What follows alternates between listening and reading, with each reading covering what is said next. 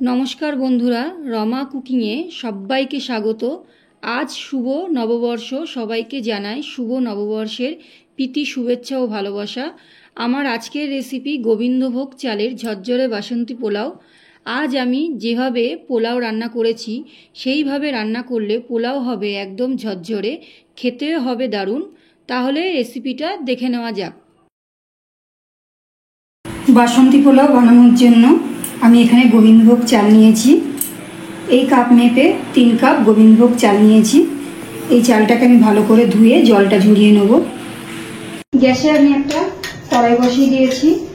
কড়াইয়ের মধ্যে দিয়ে দিচ্ছি কিছুটা পরিমাণ ঘি। ঘিটা একটু গরম করে নিচ্ছি।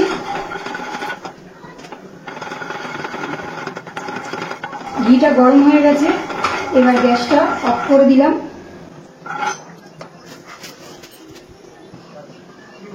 এবার আমি কড়াইয়ে দিয়ে দিচ্ছি কিছুটা হলুদ দিয়ে ঘিয়ের সাথে হলুদটা ভালো করে মিশিয়ে নিচ্ছি। এবার এই ঘি আর হলুদ আমি দিয়ে দেব গোবিন্দভোগ চালের মধ্যে। এখানে আমি চালটাকে ধুয়ে ভালো করে জল ঝরিয়ে নিয়েছি। এবার দিয়ে দিচ্ছি 1 চামচ আদা বাটা আর লঙ্কা বাটা, আর দিয়ে দিচ্ছি একটু গরম মশলা। এবার দিয়ে দেব এই মিশ্রণটা, হলুদ আর ঘিয়ের মিশ্রণটা দিয়ে দিচ্ছি। এবার সবকিছুকে ভালো করে মিশিয়ে নেব। আপনারা চাইলে হলুদের পরিবর্তে ফুড কালারও দিতে পারেন। সবকিছু ভালো করে মিশিয়ে নিয়েছি। এবার আমি এটা সাইডে সরিয়ে রাখছি। রেখে একটা কড়াই বসিয়ে দেবো। কড়াইয়ের মধ্যে আমি কিছুটা সাদা তেল দিয়ে দিয়েছি। এবার দিয়ে দেবো একদম অল্প করে ঘি। আপনারা চাইলে নাও দিতে পারেন। ঘি আর তেলটাকে একটুখানি ভালো করে মিশিয়ে নিচ্ছি। এবার দিয়ে দিচ্ছি 2টো তেজপাতা, দারচিনি দিয়ে দিচ্ছি, 4-5টা লবঙ্গ দিয়ে দিচ্ছি, আর দিয়ে দিচ্ছি এলাচটাকে আমি ফাটিয়ে নিয়েছি। সবকিছু একটু নাড়াচাড়া করে নিচ্ছি। সবকিছু একটু হালকা করে ভেজে নিয়েছি। একটা সুন্দর গন্ধ আসছে। এই সময় আমি দিয়ে দেবো কাজু কিশমিশ। এখানে কিছুটা কালো কিশমিশ আছে, কিছুটা এমনি নর্মাল যে কিশমিশ হয় সেটা আছে। ভেজে নিচ্ছি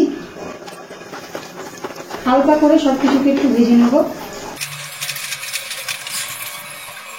সবকিছু ভাজা হয়ে গেছে। এবার আমি এর মধ্যে দিয়ে দিচ্ছি চালটা, গোবিন্দভোগ চাল। আগে একটু নাড়াচাড়া করে নেবো, আমি নিচ থেকে কাজু কিশমিশগুলো বেশি ভাজা হয়ে যাচ্ছে। এবার আমি পুরোটাই দিয়ে দিচ্ছি। ভালো করে সবকিছু একটুখানি ভেজে নেব।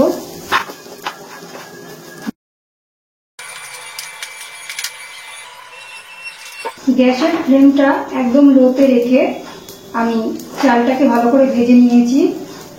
ভালো করে ভেজে না নিলে এখানে কাঁচা আদার একটা গন্ধ বেরোতে পারে, ওই জন্য চালটাকে ভালো করে ভেজে নিতে হবে।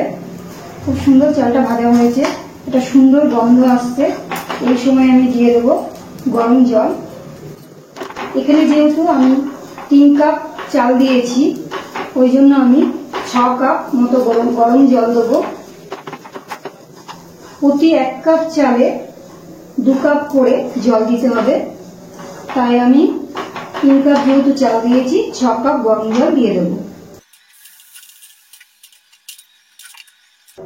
6 কাপ গরম জল দিয়ে দিয়েছি। ভালো করে জলের সাথে চালটাকে মিশিয়ে নিচ্ছি। এবার আমি দিয়ে দেবো পরিমাণ মতো নুন দিয়ে দিচ্ছি, আর দিচ্ছি চিনি। যে যেমন মিষ্টি খাবেন সেই অনুযায়ী দিয়ে দেবেন। 2 চামচের একটু কম চিনি দিয়ে দিলাম।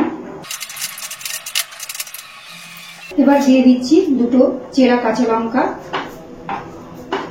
সবকিছুকে আবার একটু নাড়াচাড়া করে আমি গ্যাসটাকে একদম লোতে রেখে ঢাকা দিয়ে দিচ্ছি। ঢাকনাটা একটু তুলে সব কিছুকে একটু নাড়িয়ে চাড়িয়ে নেব। আবারও আমি ঢাকনা দিয়ে ঢেকে দেবো, কারণ চালটা এখনো সিদ্ধ হবে। আবারও একটু ঢাকনা সরিয়ে সবকিছু আবারও একটু নাড়াচাড়া করে দিচ্ছি। কালারটা খুব সুন্দর এসছে, চালটাও খুব সুন্দর ঝরঝরে হয়েছে। এবারে আমি এই পোলাওটাকে একটা পাত্রে রেখে একটু ঠান্ডা করে নেব, তাহলে পুরোটাই ঝরঝরে হয়ে যাবে। একটু গ্যাসটা এখন অফ করে দিচ্ছি আর ঠান্ডা করে আপনাদের একটা পাত্রে নিয়ে দেখাচ্ছি। পোলাওটা আমি ঠান্ডা করে নিয়েছি, দেখুন কি সুন্দর, যেমন কালার হয়েছে তেমন কি সুন্দর ঝরঝরে হয়েছে। বাড়ির যে কোনো অনুষ্ঠানে এইভাবে বাসন্তী পোলাও বানিয়ে যে কোনো আমিষ বা নিরামিষ পদের সাথে পরিবেশন করতে পারেন। আমার এই বাসন্তী পোলাওয়ের রেসিপিটা ভালো লাগলে বাড়িতে অবশ্যই একবার বানিয়ে নিতে পারেন। আশা করছি খুবই ভালো হবে। রেসিপিটা কেমন হয়েছে জানাতে ভুলবেন না।